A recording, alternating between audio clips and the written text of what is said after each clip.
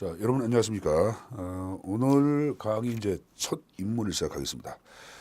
그저 1편의 1장 행정의 의 파트부터 내용을 정리하겠는데 교재 보는 방식을 제가 잠깐 좀 말씀드리겠습니다. 그 맨 앞 페이지에 그 제1편 1장 행정의 의 파트에 모든 그 절 자체를 시작할 때 출제 타겟이 나와요. 거기 이제 별표가 들어간 경우가 있고 별표가 없는 경우가 있고 별표가 하나 둘 세 개까지 있는데 별표가 많을수록 출제 빈도가 높다고 보시면 됩니다. 별표 3개 정도는 출제 빈출 형태가 60에서 80%, 별표 2개는 20에서 40, 별표 하나는 40에서 60, 그리고 별표 하나는 20에서 40 정도의 출제 빈출 형태를 갖고 있습니다. 그러니까 그 형태들이 굉장히 중요한 거고, 사실 이 출제 타켓을 나중에 이것만을 갖고 정의한다 하더라도 그 형태에서 전반적인 문제의 형태가 뭐 한 90% 이상은 나오지 않을까 이렇게 생각을 하고 있어요. 자, 그러자 이런 한 장을 넘겨 보시면은 거기 이제 그 2절의 행정학적 행정 개념 파트 옆 페이지 보세요. 쌍가루 3번의 행정 행태설 하단에 주목이 나와요. 이 주목하는 내용들은 고단 기출문제의 형태에서 학생들이 많이 틀렸던 문제들, 그리고 이제 전국 모의고사라는 게 있어요. 전국 모의고사를 실시해서 오답이 많이 나왔던 내용들을 지금 얘기한 OX 지문화시킨 내용이 주목이에요. 그러니까 지금 얘기한 그 주목된 내용들이 굉장히 중요하다고 제가 말씀드린 겁니다. 그거 좀 숙제해서 가져가시고 한 장을 넘겨보시면 그 쌍가루 8번 같은 경우에는 앞에서 얘기한 내용 자체를 박스로 쳐놓고 있어요. 그러니까 나중에 여러분들 그 행정학 교재를 좀 정리할 때는 이러한 도표화시킨 내용들을 보면서 공부하는 것들도 굉장히 수업의 탄력성을 띠지 않을까 이렇게 생각하고 있습니다. 그리고 이제 옆 페이지 보시면 더 알아보기가 나왔는데 요거는 이제 앞에서 얘기한 내용에다가 플러스 해가지고 범위를 확장시킨 내용이에요. 그리고 출제에도 빈출의 형태가 있다고 생각되는 것을 또 알아보기 형태로 정리를 해두고 있습니다. 그러니까 더 알아보기는 수업 시간에 얘기하는 경우도 있고 얘기하지 않는 경우도 있을 거예요. 그러니까 얘기하는 내용을 중심으로 정리하시면은 큰 문제가 없지 않을까 이렇게 생각하고 있습니다. 자, 그러면 맨 앞에 행정의 개념 파트부터 내용을 정리를 하도록 하겠습니다. 일단 행정 개념 정의에서는 여러분들 사실 출제 논점은 크진 않아요. 크진 않았지만 다음 같은 내용들을 유의해서 정리될 필요가 있겠죠.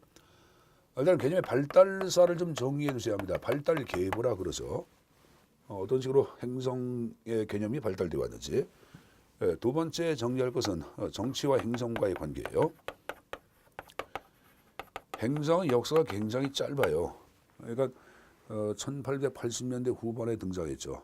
그러니까 맨 처음에 개념은 인접 사회과학에 의하여 먼저 개념이 제시가 되는데 정치와 성질과 본질이 같다고 보는 입장이 있고, 아니야 정치와 행정은 성질이 다른 거야 하는 구분하는 입장으로 나눠서 얘기합니다.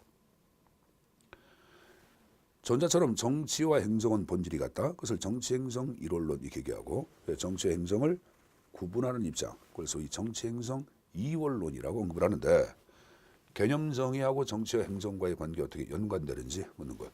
이게 C급 정도 됩니다. C급. 그럼 세 번째 정리할 것은 보편성과 특수성이에요. 자, 보편성 자체를 얘기할 때는 주체를 불문한 개념, 광의 개념 그러고 특수를 협의의 개념 그러는데 양자를 구분시키는 문제. 최근 문제 형태는 이쪽 문제가 좀 자주 거론되고 있어요. 이거는 C급에 준하는 D급 정도. 별표까지, 근데 별표 하나 갑시다. 좀 정해서 가지고 가시고. 네 번째 개념 정의 시 유의할 점들이 있어요. 그런 것들을 중심으로 내용을 정리할 필요가 있습니다. 자, 계속 칠판을 보면서 말씀드리겠는데 제가 행정학 역사는 굉장히 짧다라고 말씀을 드렸어요. 그래서 맨 처음에 행정의 개념은 인접사유학, 법학의 관점에 따라서 행정의 본질을 연구하는 입장이 있고, 아니야 정치나 경영의 관점에 따라서 행정을 연구해야 돼 하는 입장으로 크게 양분되는데, 요 상단에 법학에 근거하여 개념 정의하는 것, 이걸 소위 우리는 행정법학적 행정 개념 이렇게 얘기하고, 하단에 정치나 경영 논리에 따라서 개념 정의하고 있는 것, 이것을 소위 우리는 행정학적 행정 개념이다라고 언급을 하죠. 그 현재 우리가 배우는 것은 행정법을 배웁니까? 행정학을 배웁니까? 이걸 배우죠. 요 행정법학적 행정 개념은 출제에서는 언급이 안 돼요. 행정법을 공부하시는 분들은 행정법 시간에 배운 내용에 따라 가져가시면 됩니다. 우리 교재 그 맨 앞에 하단에 상권분리 공제설이다, 국가목적 설인설이다, 기관 양태설이다, 법함설 해서 다양한 형태가 나오고 있는데 그거는 법학에서 여러분들이 정리해서 가져가시면 되겠고 행정법에서 그 우리가 배울 것은 바로 뭐냐? 이 행정학적 행정 개념정의인데 이 행정학적 개념 정의도 다시 두 가지 논리로 나눠서 봐야 합니다. 어떠할 경우에 정치의 논리에 따라 이해하고 있고 어떠할 경우에 경영 논리에 따라 이해하고 있는지 그걸 구분해서 내용을 또 정리할 필요가 있겠죠. 자, 그러면 어떠할 경우에 정치로 파악하고 있는지 어떠할 경우에 경영의 형태로 파악하고 있는지 그걸 말씀드리겠는데 전제가 되는 것은 행정을 정치의 성질로 이해할 때는 행정의 성향 성질에는 경영이 없다고 파악합니다. 행정을 경영 논리에 따라 이해할 때는 행정의 성향 성질에는 또 정치가 없다고 파악해요. 양자는 서로 상반되고 대립된 관점이다 하는 것을 전제한 상태에서 말씀을 드리도록 하겠습니다. 자, 우리가 정치를 한자로 조금 적죠. 자, 이것은 의미가 두 가지가 있죠. 동글동글 어울린다 하는 의미도 있고 채찍으로 때리다 하는 의미도 있죠. 이 말은 뭘까요? 경우에 따라 동글동글 어울리면서 경우에 따라 채찍으로 때리기도 하면서 앞에 발을 정자. 요 바람직한 것을 구현하기 위한 통치 형태를 우리는 정치다라고 언급을 하죠. 그래서 모든 정치는 궁극적으로 여기 바람직한 상태를 지향을 합니다. 자, 유학의 공자 같은 경우에도 덕치다 아니면 정명사상 자체에 근거하여 인본주의 정치 사상을 피력했고 맹자 같은 경우에도 왕도 정치, 역성혁명론 자체에 근거하여 민본주의 정치 사상을 피력합니다. 그렇죠? 그럼 모든 정치는 지금 얘기한 식으로 이렇게 바람직한 상태를 지향하는데 사회과학에서는 이렇게 바람직한 상태를 지향하는 것을 소위 뭐라 그러냐? 일명 가치 지향성이라고 언급을 해요, 여러분들. 그러니까 행정의 개념을 이해할 때 이렇게 정치처럼 바람직한 상태로서 이걸 강조하는 개념으로 이해할 때는 행정의 성질을 정치로 본다고 생각하시면 됩니다. 예를 들어서 행정이란 인간의 존엄성을 구현하기 위한 재활동이다. 바람직한 상태를 지향하죠? 일단 정치의 시각으로서 행정을 이해한다고 정리하시면 됩니다.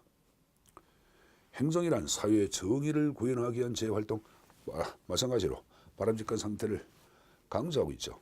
이럴 때는 정치의 관점에 따라서 행정을 이해한다고 정리하시면 됩니다. 근데 사회과학에서 파악한 가치 지향성은 의미가 두 가지가 있어요. 지금처럼 바람직한 상태를 지향하는 것 가치 지향성 그러고 배우의 의도, 목적, 동기를 중시하는 것도 가치 지향성이라고 언급을 합니다. 다시 한번 배우의 의도, 목적, 동기를 중시하는 것도 가치 지향성이라고 언급을 하죠. 자, 무슨 말인가 제가 예증을 한번 보겠습니다. 예를 들어서 영희를 만나기 위해 달려가는 영일이. 그럼 영일이 행동을 얘기할 때 가치 지향성은 영일이가 달려가든 날아가든 박박기든 그게 중요한 게 아니에요. 누굴 만나기 위해?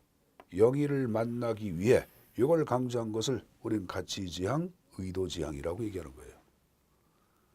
그러니까 행정의 개념을 이해할 때 마찬가지죠. 이렇게 배우의 의도, 목적, 동기를 강조하는 것으로서 이해할 경우에도 행정의 성질을 물어본다. 정치로 보고 있다고 정리하시면 됩니다. 사회과학에서 파악하는 가치 지향성의 의미는 두 가지가 있구나. 하나는 바람직한 상태를 지향한다. 또 하나 배우의 의도, 목적, 동기를 중시한다. 그것도 가치 지향성이라고 언급을 합니다. 자, 두 번째 여러분들 정책 결정을 한번 적어보자. 자, 앞으로 이 정책 결정이란 말을 굉장히 많이 쓸 거예요. 이 정책 결정은 아까 제가 오리엔테이션 때 한번 잠깐 얘기했는데 목표를 설정했다. 그 목표를 달성하기 위한 구체화된 대안 선택을 정책 결정이라고 얘기합니다. 이 대안 선택은 지침을 만든다, 방침 만든다, 프로그램 만든다 여러 가지가 있어요. 근데 가장 일반적인 것을 얘기하라 그러면 입법 활동이에요. 자, 우리 OT 때 얘기한 거 볼까요?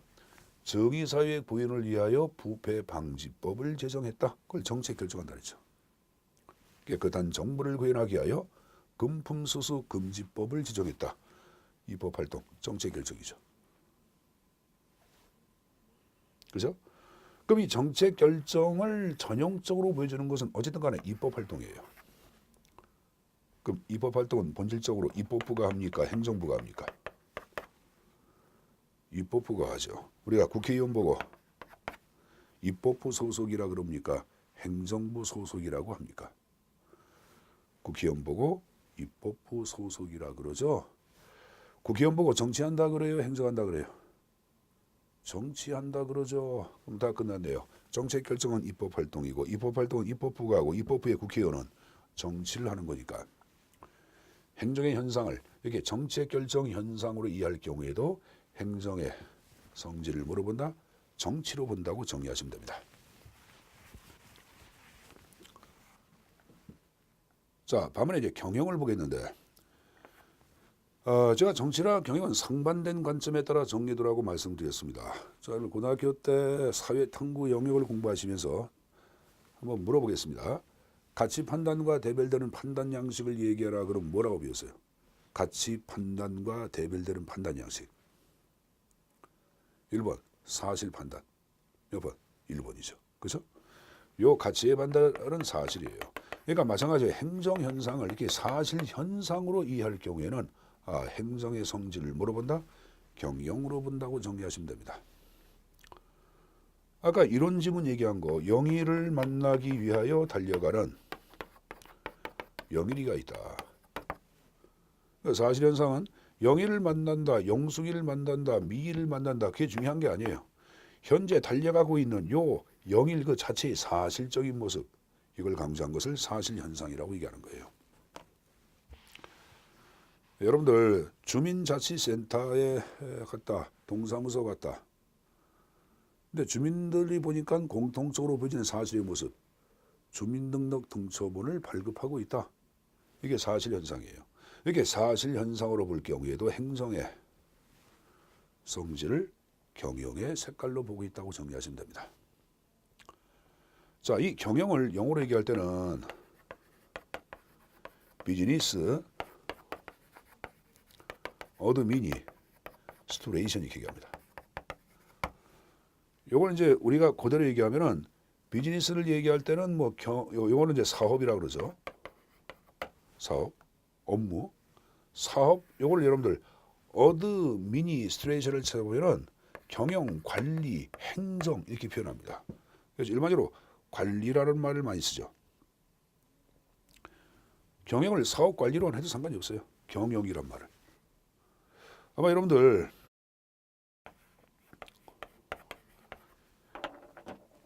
MBA란 말 많이 들어봤죠. MBA. 이게 바로 뭐예요? 경영학 마스터 석사를 의미하는 거예요.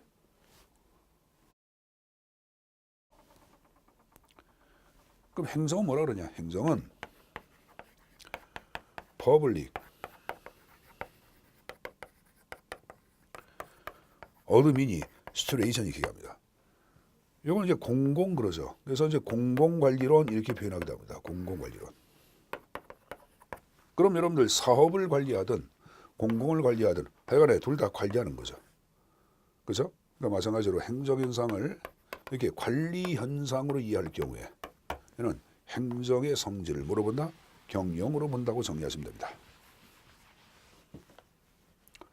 행정은 사람을 관리한다, 물자를 관리한다, 조직을 관리한다, 돈을 관리한다. 이렇게 관리로 볼 때는 경영의 성격으로 본다고 정리하시면 됩니다. 자, 그럼 결론적으로 이렇게 행정을 정치의 관점에 따라 이해할 경우에는 본질적으로 정치와 행정은 하나의 몸뚱아리다 하여 상단을 우리는 정치행정 일원론이라고 언급을 하고 하단처럼 사실 현상이나 관리 현상으로 파악할 때는 정치는 경영과는 다른 거야. 아니 행정은 정치하고는 다른 거야. 하단을 정치 행정을 다르다, 분리한다. 이원론이라고 언급을 해요. 정부의 활동을 공행정 이렇게 얘기하고 기업의 활동을 사행정 그러는데 하단으로 볼 때는 공행정과 사행정은 같다. 그래서 공사행정 하단을 일원론 이렇게 얘기하고 위에 걸 뭘까요? 공사행정은 뭐가 될까? 이원론이라고 할 수 있겠죠. 그럼 하나의 규칙이 만들어졌죠. 이게 뭘까요? 정치행정이 1이면은 공사행정은 2가 되는구나. 2, 1. 그렇죠? 거꾸로 공사행정이 2원론이면은 정치행정은 1이구나 하는 것 정도는 가져가세요. 물론 반드시 그런 건 아닙니다. 이건 95% 정도 맞는 거예요. 예외가 있습니다. 왜? 행정학은 사회과학이라 예외의 법칙이 지배합니다. 어쨌든 요거 정리한 내용이 바로 수학에서 얘기하는 공식과 똑같아요. 제가 이제 개념을 얘기할 때 정치행정 1하고 2를 연관시키는 내용을 얘기할 거예요. 그럼 여기에 맞춰서 보시면 그대로 답의 형태가 나올 겁니다. 자, 그러면 개념 정의를 이제 본격적으로 입문을 하도록 하겠습니다. 자, 우리가 배우는 행정은 미국에서부터 이론 형태가 발현돼요. 그래서 미국 역사 발전 단계에 따라서 행정이 어떤 식으로 발전되어 왔는지 그 형태를 정리할 수밖에 없어요. 그래서 미국 역사 발전 단계를 간략히 보면서 개념을 접목하도록 하겠습니다. 자, 일단 맨 앞에 일단은 1770년 거로 보고 1801년, 1829년 그리고 1887년을 끌어보겠습니다. 그리고 이쪽에다가 또 정리할 게 있어요. 이렇게 해가지고 1887년, 1930, 1945, 1960 보면서 또 말씀을 드리도록 하겠습니다. 일단은 1770년부터 1801년도까지는 미국의 초대 재무성 장관을 지낸 해밀턴 사상이 주창되고 지배했다. 그래서 해밀턴주의가 지배했다고 얘기하는데 이런 초창기 국가가 등장했다. 그럼 국가적인 차원에서 제도나 기구가 정비되기 위해서는 강력한 힘을 갖고 있는 중앙정부의 창출이 요청됐다. 미국도 예외가 아니죠. 그래서 이 해밀턴주의는 강력한 중앙집권 사상으로 전개된 특징이 있습니다. 출제에 몇 번 나왔던 표현들입니다. 1801년부터 29년까지는 미국의 3대 대통령 제퍼슨 사상이 주창되고 지배했다. 그래서 이 시기를 제퍼슨주의가 지배했다고 얘기하는데 이 제퍼슨주의는 앞에 시기는 중앙집권에 대항하는 사상으로 등장하죠. 그래서 이 사상을 소위 우리는 지방분권 사상이 지배했다고 얘기합니다. 여러분들 최소의 행정이 최선의 행정이다. 이건 누가 얘기했죠? 국부론의 저자 아담 스미스 영국의 학자가 얘기하죠. 그럼 스미스가 얘기한 최소의 행정이 최선의 행정을 공간을 미국으로 이동해서 정모시킨 인물이 바로 제퍼슨이에요. 미국의 독립선언서 기초한 인물이고 3대 대통령이죠. 작은 정부 형태를 강조한 인물이죠. 그래서 제퍼슨 자유주의라고도 표현합니다. 제퍼슨 자유주의. 그다음에 1829년부터 1887년도까지 지배했던 또 하나의 개념 정의. 이 잭슨주의가 들어가는데 제7대 대통령 이름이 잭슨이죠. 이 잭슨주의를 일명 우리는 뭐라 그러냐? 엽관주의라고 얘기해요. 그럼 여러분들 선생님 엽관이 뭡니까? 자, 엽관은 스포일즈 해가지고 이걸 번역할 때 전리품이라고 번역을 해요. 전리품. 전쟁에서 승리한 자가 획득한 노획물을 얘기하죠. 그럼 왜 잭슨의 사상을 전리품주의, 엽관이란 말을 쓰고 있냐? 미국 제5대 몰로 대통령 때 대통령 임기 4년법이 법제화됩니다. 그럼 4년에 한 번씩 정치 권력이 변동될 때마다 선거에서 승리한 집권당이 있을까 없을까? 있겠죠. 요 집권당한테 공직의 임명권을 주자고 얘기한 게 잭슨이에요. 그러면 요 공직이라는 것은 선거에서 승리한 집권당의 전리품 엽관이라고 할 수가 있다 없다? 있다. 다시 한번 공직은 선거라는 전쟁에서 승리한 집권당의 전리품 엽관이라고 할 수 있다. 그래서 엽관주의다 이런 말을 쓰고 있는 겁니다. 자, 그럼 이런 엽관주의는 나중에 우리가 인사행정 때 자세히 말씀드리겠고 여러 가지 긍정적인 면도 있겠지만 부정적인 면이 있을 거예요. 자, 부정적인 면 두 가지만 보겠는데 하나는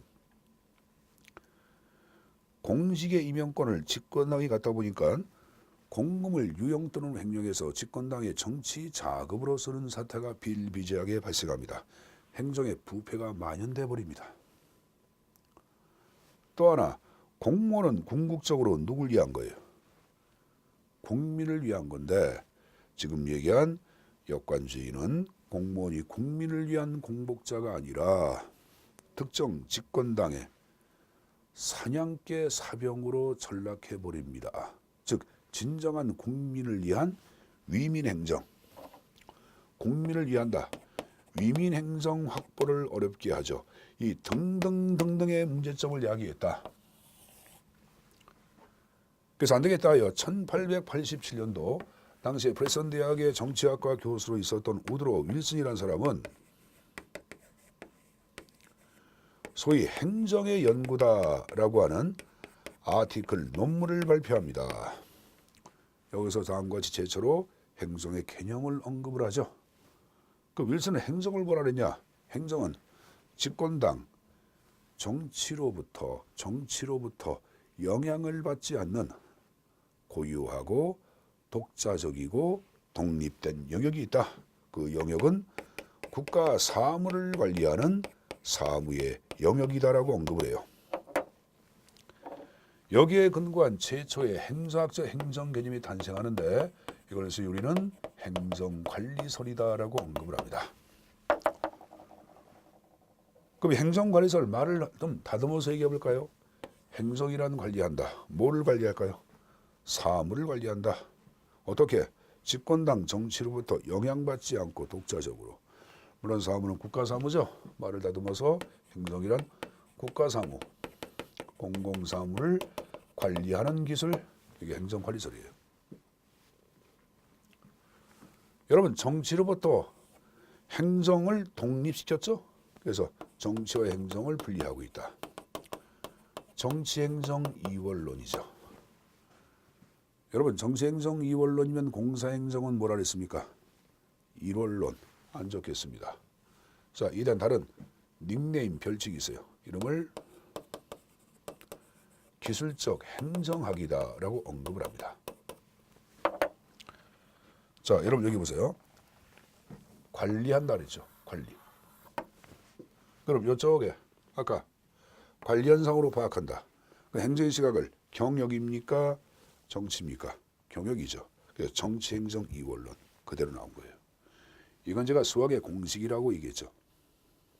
다시 이쪽에. 자, 네 번째 학자를 보겠는데 요 윌슨은 1887년도에 최초로 개념을 제시합니다. 그래서 윌슨을 미국 행정학의 아버지라 그러고 요 1887년을 미국 행정학의 출발점으로 이해합니다. 그래서 윌슨 정도는 머릿속에 암기를 해두는 게 안전해요. 이 행정학선 전체 학자들 자체가 약 50명 내 정도가 나올 거예요. 근데 그 50명 내가 몽땅 다 서양 사람들이에요. 그러니까 이걸 뭐 일일이 암기하는 거 힘들어요. 그래서 50명 가운데 출제에 나오는 사람들은 한 10명 내로 압축이 되고 10명 내 가운데 약 70%가 이 기초 이론 파트에 나와요. 그러니까 기초 이론 파트의 학자들 나올 때 다 외우려고 그러지 마시고 제가 몇 사람 정도는 중요하고 출제에 나왔던 사람이다라는 요 정도만 체킹해서 가져가시면 됩니다. 그래도 학자를 묻는 것이 출제에 자주 나오냐? 그건 아니에요. 뭐 한 년, 3년에 한 번 정도 나올까? 출제에 자주 거론되지는 않습니다. 그렇지만은 우리가 지금 공부하는 게 절대평가가 아니지 않습니까? 고득점을 받아야 합니다. 그래서 이 형태들은 몇 사람 정도는 내가 좀 암기하지 않은 사람들은 좀 외워두는 것이 안전합니다. 윌슨은 외워둬야 합니다. 윌슨 외우기 쉽죠. 우드로 윌슨. 자, 윌슨만 있으니까 외롭죠. 그래서 한 사람만 더. LD 화이트라는 사람이 있는데 이 화이트가 중요한 것은 왜 중요하냐? 이 사람은 최초의 행정학 교과서를 써요. 행정학 입문이라고 하는 최초의 행정학 교과서를 썼다. 여기서 사람과 물자의 관리로 바꾼 게 화이트예요. 최초의 행정학 교과서, 그게 중요한 거예요. 교과서를 썼다. 그 정도 정리를 하도록 하겠습니다. 자, 넘어가서 1930년대부터 등장한 또 하나의 개념정의. 이때 등장한 것이 바로 통치기능설이 등장합니다.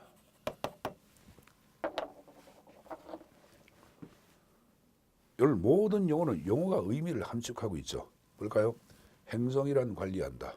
국가 사무를. 행정이란 역관지 전리품이다. 그럼 뭘까요? 행정이란 통치라는 기능을 수행한다. 그래서 통치기능설이에요.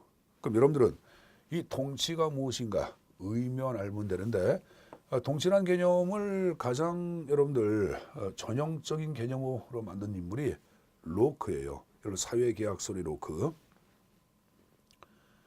이 사람 통치를 뭐로 파악했냐? 입법활동과 요 집행활동이 통치라고 얘기했습니다. 그럼 행정은 뭘까요? 통치라는 기능을 수행한다. 즉 입법활동과 집행활동의 기능. 끝났네. 그럼 이런 입법활동을 대표하는 것이 바로 뭘까? 여러분들 정책 결정을 얘기하는 거예요. 그래서 행정이란 정책을 결정하고 결정된 정책을 집행하는 일련의 기능을 수행한다. 그래서 통치기능설이에요. 그럼 정책 결정 현상을 행정의 현상으로 이해했죠. 그럼 정책 결정을 행정의 현상으로 파악하는 것은 행정의 성향을 정치입니까? 경영입니까? 정치로 파악하죠. 그럼 이쪽은 정치행정 1이야 2야?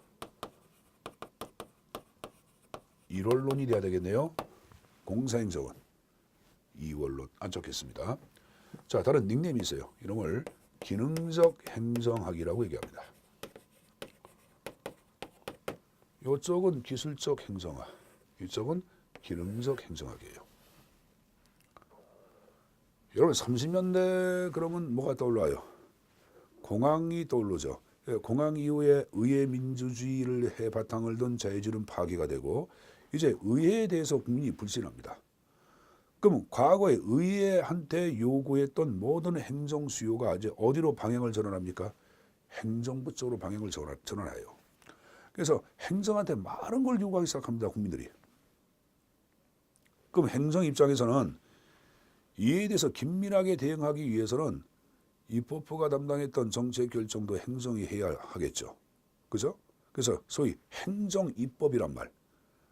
대통령령, 여러분 시행령 알지 않습니까? 명령, 부령, 총리령 이런 행정입법이란 말이 이때부터 본격화됩니다. 그럼 하여간에 행정부가 30년대 이후부터는 힘이 굉장히 커지고 세집니다. 행정부의 힘이 센 국가를 무슨 국가라 그래요? 행정국가라고 그러죠. 그래서 이름은 행정국가의 등장과 함께 탄생한 개념 정리를 얘기해라. 그럼 지금 얘기한 통치 기능설을 의미하는구나 하는 것 정도로 정리해서 가져가십시오. 자, 이거 봤으면 넘겨서 정리할 거 45년도 이후에 등장한 또 하나의 개념 정의였습니다. 자, 이때 등장한 것이 바로 뭐냐? 소위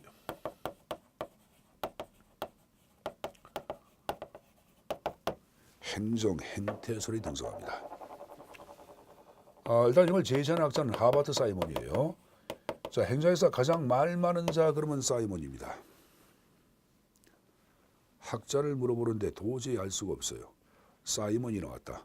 그럼 그걸 답으로 체킹하십시오. 답이 50%입니다. 그만큼 말이 많아요. 근데 사이먼은 이런 얘기하죠. 자, 우리가 행정학 탄생은 언제입니까? 요 1887년. 여기까지 약 60년이라는 세월이 흘러왔다. 이게 흘러와서도 아직은 행정학은 하나의 독자적인 이론이라고 할 수 없다, 학문이라고 할 수 없다고 비판해요. 역사가 짧다 보니까. 그래서 이 사람이 이걸 만든 이유는 다름 아닌 행정학의 이론적 체계를 구축하는 거예요. 과학화는 다르죠. 요 과학화를 추구하기 위해서 만든 것이 바로 뭐다? 지금 얘기하는 행정 행태설이에요. 우리가 이제 다음번에 행태론적 접근을 별도로 학습을 하고 그때 자세히 학습을 할 거예요. 지금은 간략히 맛만 보겠는데 요 과학화를 추구하기 위해 사이먼이 이용한 것은 뭘 이용하냐? 소위 자연과학적 방법론을 인용합니다. 여러분들 자연과학에서 얘기하는 연구의 대상은 자연현상이죠. 그럼 자연현상을 지배하는 법칙은 가치의 법칙이에요? 사실의 법칙이에요? 사실의 법칙이죠. 봄이 가면 여름이 오고 물은 100도씨에서 끓고 마찬가지로 행정학도 요 자연과학처럼 과학화가 되기 위해서는 연구의 대상이 무엇보다 중요하다고 얘기합니다. 그 연구의 대상을 뭐로 파악했냐? 소위 공무원들이 공유하고 있는 사실의 모습, 이 사실적 행태를 연구의 대상으로 삼아서 과학화하자고 파악한 게 사이먼이에요. 여러분 동사무소 가니까 공무원들 보니까 시간대기식 근무 태도를 공유하고 있다. 공무원들 보니까 민원 상담을 할 때 아주 고압적인 자세로 민원 상담한다. 공무원들 보니까 법이란 절차만을 따진다. 법제 절차. 그럼 이걸 묶어서 제가 이론화시키는 거예요. 과학화하는 거예요. 체계화시키는 거예요. 이걸 뭐로? 행정의 역기능 이런 식으로. 이걸 과학하는 거예요. 그럼 또 순기능 나오겠죠. 사실의 모습을 관찰하면. 요거는 제가 자세히 나중에 말씀을 드린다고 말씀드렸어요. 그럼 사실의 모습으로서 행정을 이해했어요. 그러니까 사실현상. 행정은 어떻게? 정치와 분리해서 파악한다. 그래서 이런 정치행정 이원론이죠.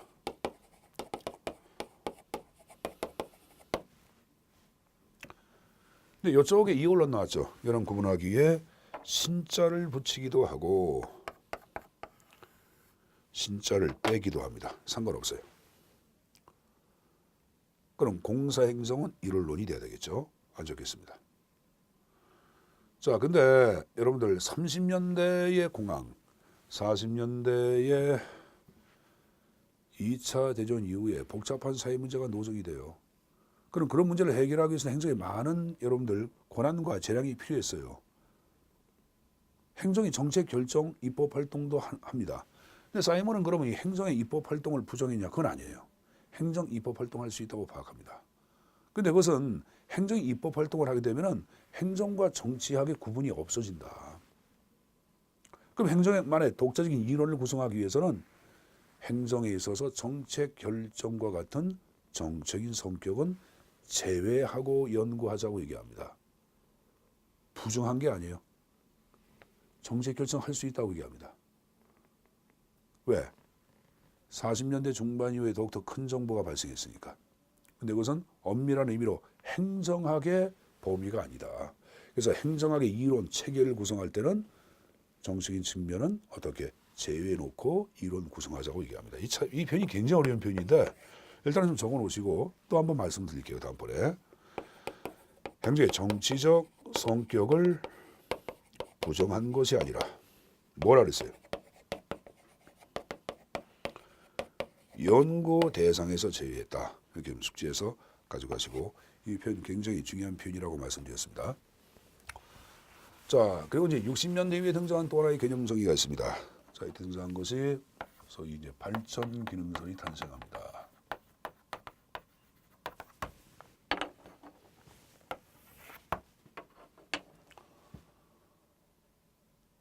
일단은 발전 기능설을 제시한 학자 에스만에 의하여 제시가 되죠. 엑스맨의 동생이죠. 특히 발전기능설은 60년대부터는 신생국가, 후진국가들이 근대화라고 하는 국가적 과제를 본격적으로 이행한 시기가 60년대예요. 그래서 이거는 다른 이론과는 틀리 미국의 학자들이 비행기를 타고 연구 공간을 이동합니다. 어디로? 신생국, 후진국, 개도국 다 좋아요. 이 근대화 현상을 규명하기 위한 개념 정의로 탄생한 것 발전기능설입니다. 그럼 끝났네요. 후진국 빠른 시일 내에 뭘 해야 합니까? 발전해야 되겠죠. 그래서 발전이라는 기능을 수행하는 것 행정이다. 발전기능설. 그죠? 그럼 이걸 보다 구체화시키면은 여러분 후진국가는 입법부, 행정부, 사법부 3부 가운데 어디가 강력한 힘을 갖고? 행정부가 강력한 힘을 가졌겠죠? 갖고 뭐 합니까? 당연히 입법활동, 정책 결정도 합니다. 결정된 정책을 집행하기도 하겠죠. 막 이렇게만 적어놓으면 앞에서 파악하고 있는 통치기능설과 너무 같아요. 그래서 차이점이 하나가 나와야 합니다. 뭐냐? 60년대부터는 한국은 경제사회개발 5개년 계획이다. 말레이시아, 싱가포르, 이러한 터키는 뭐 3개년 계획이다, 5개년 계획이다 하는 계획이 만들어집니다. 그래서 변화를 위한 기획의 기능을 수행하는 것이 행정이다. 이게 발전기능설이에요. 하여간에 정책 결정 현상을 행정의 현상으로 이해했다. 그럼 당연히 여러분 정치 행정 1입니까? 2입니까? 1원론이죠. 근데 앞에 1원론 나왔죠. 구분하기 위하여 신일원론 이렇게 적기도 합니다. 아니면 공사행정은 2원론이라고 할 수 있겠죠. 자, 그래서 이 내용은 여러분 교재 어딜 잠깐 좀 보냐 하면은 2장을 넘겨서 쌍가루 8번의 행정개념 발달서가 쭉 나오고 있습니다. 자, 권역을 좀 보면서 정리하겠습니다. 자, 행정관리설, 행정의 본질, 공공상호 관리 나왔죠. 기술적 행정학 얘기했고 그 밑에 정치행정 2원론 얘기했어요. 하단에 역관지 폐단을 극복하게 등장했다. 통치기능설, 정책을 결정하고 집행하죠. 기능적 행정학, 정치행정 1원론 얘기했고 하단에 행정국가의 대도와 함께 등장했다.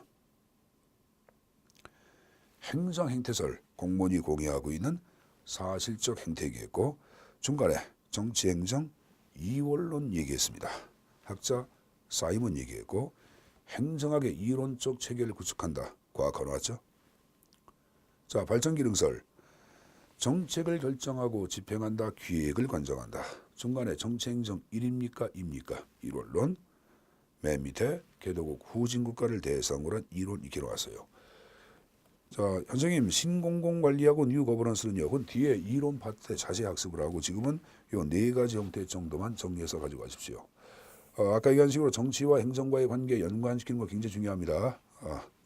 정리된 거로 간주하고 사망에 보시면은 더 알아보기가 나와요. 이 페이지 더 알아보기. 행정의 개념은 다시 보편성과 특수성 2가지 형태로 개념 정의할 수 있다. 이 보편성을 광의의 개념이라고 얘기합니다. 주체를 불문한 개념이에요. 그래서 공동의 목표를 달성하기 위한 인간의 협동행위를 보편성이고, 자, 특수성은 항상 주체가 명시가 됩니다. 정부 관료제의 행위로 보는 걸 특수성. 이 특수성을 일명 협의의 개념으로 인식하기도 합니다. 자, 그래서 여러분들 개념 형태와 관련하여 40분 정도 수업을 진행했습니다. 자, 간략히 한번 다시 한번 정리해 보겠습니다. 자, 일단은 해밀턴주의는 강력한 중앙집권, 제퍼슨주의 뭐라 했죠? 지방분권, 잭슨의 사상, 역관주의 얘기했어요. 행정을 공공사무의 관리, 행정관리설, 행정을 정책결정과 집행, 통치기능설, 행정학의 과학화를 추구하기 위하여 사실적 행태를 연구했다, 행정행태설, 후진국의 근대화 현상, 정책결정 집행, 기획을 관장한다, 발전기능설. 됐습니까? 관리설 정치행정 2원론, 이쪽에 통치기능설 1원론 얘기했고, 행정행태설 아까 얘기한 식으로 2원론, 발전기능설 1원론 얘기했어요. 자, 여러분들 교재에 행정학적 행정개념의 쌍가루 3번의 행정행태설 보시면은 중간에 주목 나온 거 보세요. 행정행태설은 아까 얘기했죠? 행정의 정치적 성격을 부정한 것이 아니라 연구 대상에서 제외라고 말씀을 드렸습니다. 자, 그래서 오늘 첫 강의는 행정의 개념을 중심으로 수업을 진행했습니다. 배운 내용들 반드시 2번, 3번 정도 읽고 내용을 정리를 부탁드리겠습니다. 자, 여러분들 고생 많았습니다. 오늘 수업 여기서 마치겠습니다. 안녕히 계십시오.